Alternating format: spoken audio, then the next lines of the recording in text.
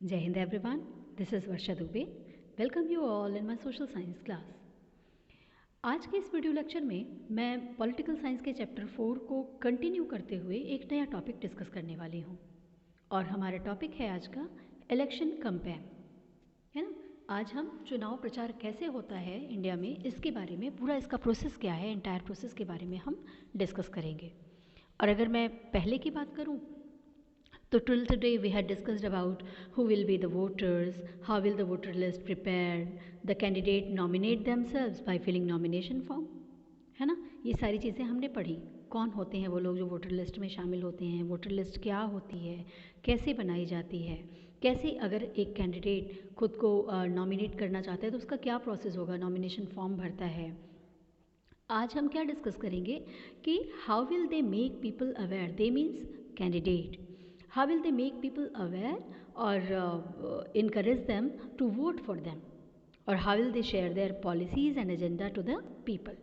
कैसे कोई कैंडिडेट जो इलेक्शन में खड़ा होना चाहता है वो अपनी पॉलिसीज़ को, अपने एजेंडाज़ को लोगों तक पहुंचाएगा, कैसे वो लोगों को अट्रैक्ट करेगा या एनकरेज करेगा या इंस्पायर करेगा कि लोग उसको ही वोट दें, वो अपने आप को औरों से बेस्ट कैसे साबित करेगा। ये सारी जो प्रोसेस हैं, this is actually the election campaigning. यही सारी चीज़ें जो हैं, यही सारी प्रक्रिया जो है इलेक्शन कैंपेनिंग के नाम से जानी जाती है। तो शुरू करते हैं। Look here at the first point, it provides a perspective to the people that whose policies would be better, यानी ऑप्शंस मिलते हैं। During election campaign the political parties declare their agenda and policies which makes, या फिर कह सकते हैं which gives their voters option to choose that who is the best among all. Election campaigning के दौरान, चुनाव प्रचार के दौरान पॉलिटिकल पार्टीज़ क्या करती हैं, वो अपने एजेंडा, अपनी पॉलिसी, अपनी नीतियाँ, कार्यक्रम जो भी उनके आगे आने वाले समय में अगर इन केस वो चुने जाते हैं तो वो क्या करेंगे, इन सारी चीज़ों के बारे में लोगों को बताती हैं चुनाव प्रचार के दौरान। If I would be selected I will do this, है ना, ये रिफॉर्म हम लेकर के आएंगे। इस तरीके की तमाम बातें आप स्पीच में इलेक्शन कैंपेनिंग के दौरान सुनते हो। तो इससे क्या होता है, वोटर्स को एक आइडिया मिलता है कि कौन सी पॉलिटिकल पार्टी अगर चुनी जाती है तो वो क्या एक्शन प्लान होगा उसका, है ना। इससे क्या होगा, उनको ऑप्शन मिलता है चूज़ करने का। वो ये समझ पाते हैं, वो ये डिसाइड कर पाते हैं that who is the best among all, इनमें सबसे बेहतर उनके लिए कौन है। दे कैन कंपेयर दैम, है ना, कंपेरिजन कर पाते हैं। It provides them option to decide that whom should they vote. उनको ऑप्शन मिलता है इलेक्शन कैंपेनिंग के दौरान। एक फ़ायदा ये है कि इलेक्शन कैंपेनिंग होने से जो वोटर्स हैं उनको ऑप्शन मिलता है कि वो उनमें से किसको चुने, है ना, उनके लिए बेहतर कौन होगा। नेक्स्ट है, take place between announcement of the final list of candidates and the date of polling. देखिए, election campaign is being held for the period of 2 weeks in our country. करीब करीब 2 हफ्ते तक हमारे देश में चुनाव प्रचार का चलता है माहौल। The candidates contact their voters, persuade them, address them. Candidate क्या करते हैं, जगह जगह जाके रैलियाँ करते हैं, उनकी पार्टी के जो लीडर्स होते हैं वो जगह जगह जा कर के स्पीच देते हैं, अपने आप को बेहतर वो कैसे हैं ये साबित करते हैं, लोगों को परसुएड करते हैं, समझाते हैं, एड्रेस करते हैं, उनको भाषण दे करके उन्हें संबोधित करते हैं। ठीक है, फिर है what did they do, election meetings, mobilise support of supporters. देखो, actually election campaign is an introduction of the candidate to the people. अगर एक शब्दों में हम कहें कि इलेक्शन कैंपेन क्या है, इसको डिफ़ाइन करो, तो सबसे बेस्ट यही है कि this is an introduction of the candidate to the people. लोगों से कैंडिडेट का इंट्रोडक्शन होना, जानकारी उनको मिलती है इलेक्शन कैंपेन के दौरान। लोग ये जानते हैं कि अच्छा ये कैंडिडेट जो है ये इस पार्टी से खड़ा हो रहा है। Through this they could know that which candidates belong to which party, कौन सा कैंडिडेट किस पार्टी से है, ये लोगों को इलेक्शन कैंपेनिंग से ही पता चलता है। Is their policy is good और बैड, द लीडर्स और candidate do rallies, deliver speech and prove themselves better than others, they contact their voters, disclose their plan during election. क्या करते हैं कैंडिडेट, वो अपने आप को कैसे बाकी से बेहतर है ये साबित करने की कोशिश करते हैं, अपनी स्पीच देते हैं वो, और कांटेक्ट करते हैं वोटर्स से, जा जाके उनसे मिलते हैं, है ना, disclose their plan during election, election के दौरान, इलेक्शन कैंपेनिंग के दौरान वो अगर चुने जाएं चुनाव में तो वो क्या करेंगे इसके बारे में भी लोगों को बताते हैं। ठीक है, तो ये सारी चीज़ें होती हैं, इलेक्शन की मीटिंग्स होती हैं, जगह जगह रैलियाँ, भाषण होते हैं, मोबिलाइज सपोर्ट ऑफ सपोर्टर्स, यानी जो उनके सपोर्टर्स हैं, जो उनके फॉलोअर्स हैं, जो उनके चाहने वाले हैं, उनको वो परसुएट करने की कोशिश करते हैं। फिर है successful slogan over big issues. देखिए, from the very beginning we had seen that during election the political parties and their leaders give different slogan on different issues and tried to share their plan, policies with the people through this.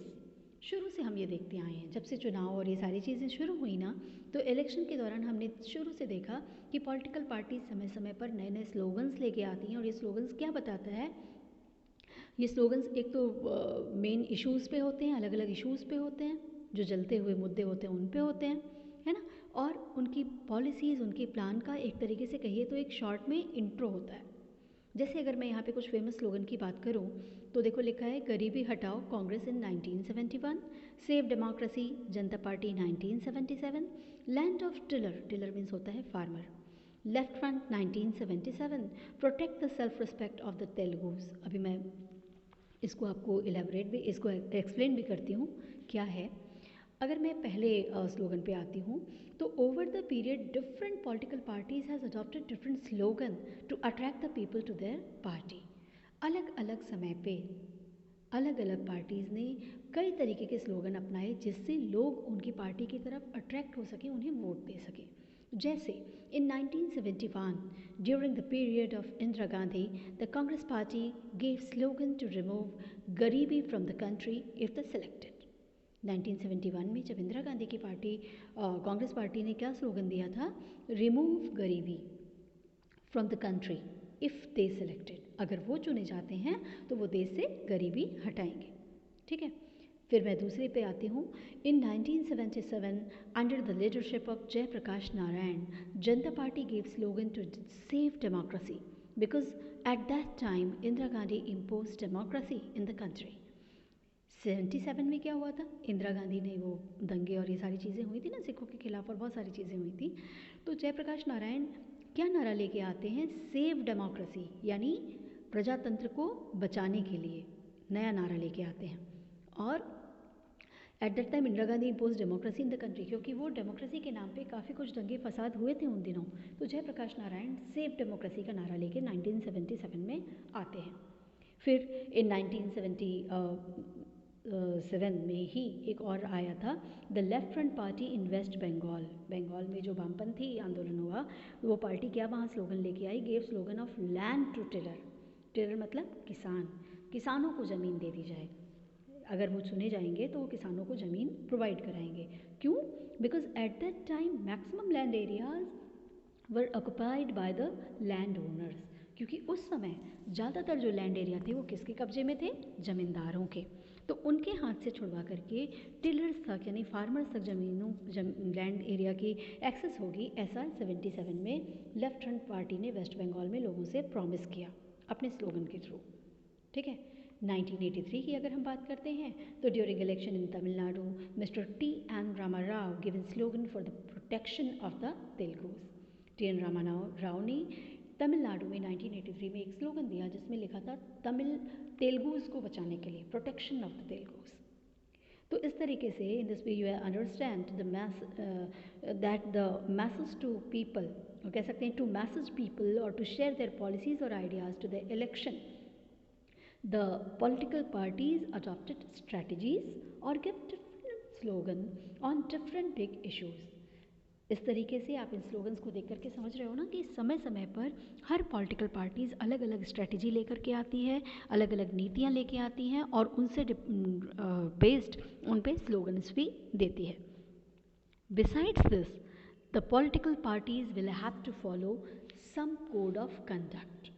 अब देखिए, इस पे आपसे कभी कभी 3 marks के question में question पूछ सकता है, what is code of conduct, है ना।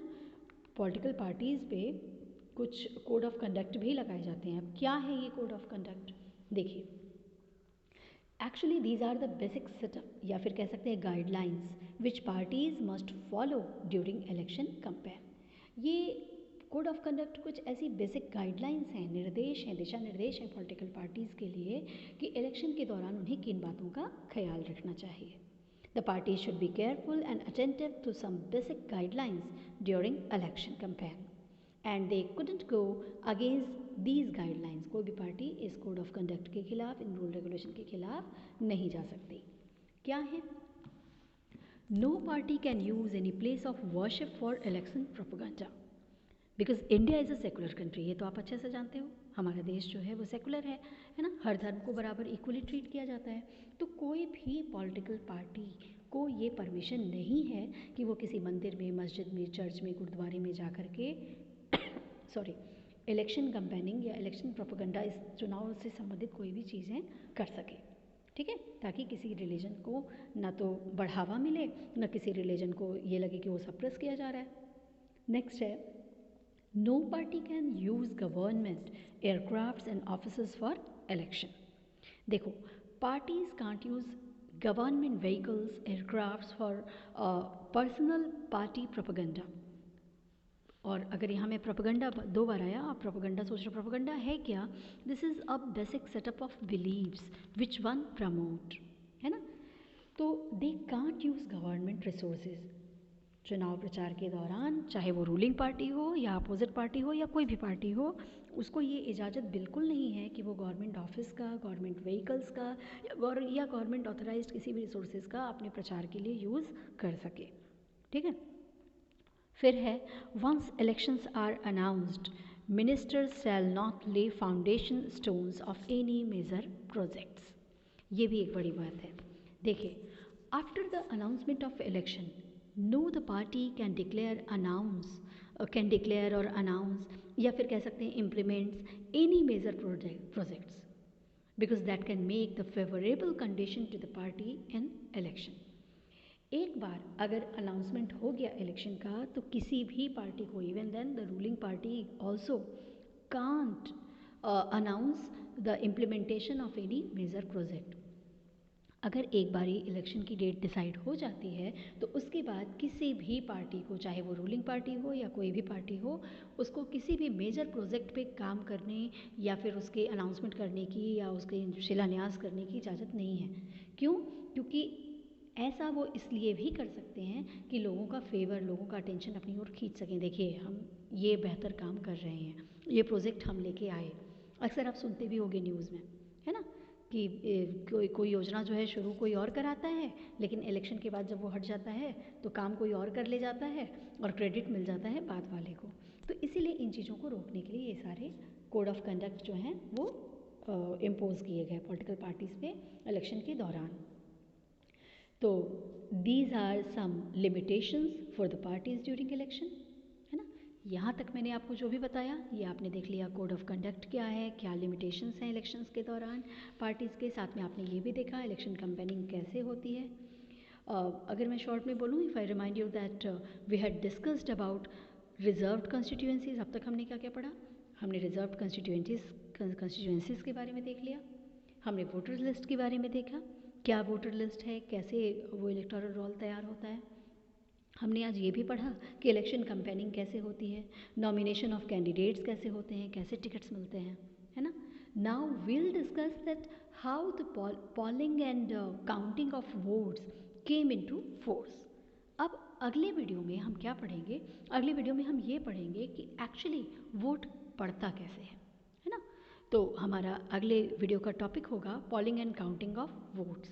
हमारे भारत देश में वोट्स कैसे पड़ते हैं इसके बारे में हम पढ़ेंगे, उसकी काउंटिंग कैसे होती है इसके बारे में हम नेक्स्ट वीडियो में पढ़ेंगे। तो आज के लिए इतना ही, that's it for today. Please stay connected, keep learning and like, share and subscribe my video.